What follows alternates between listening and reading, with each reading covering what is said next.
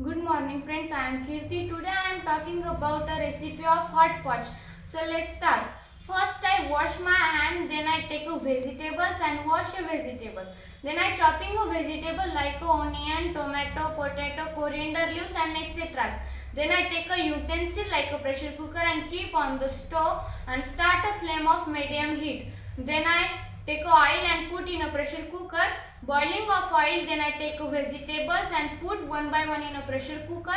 Then I mix all ingredients by the spatula. Then I take a cumin and mustard seeds and put in a pressure cooker and mix all ingredients by the spatula. Then I add a peanuts, curry leaves, red chilli powder, salt, turmeric powder and ginger and garlic paste and mix all ingredients by the spatula.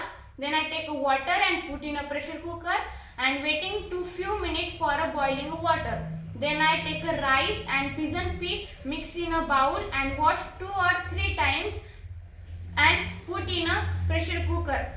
Then I take a lid of pressure cooker and close the pressure cooker and waiting for indicated 3 whistles. And so ready to our Hotchpotch. And I hope you like our recipe of Hotchpotch. Thank you.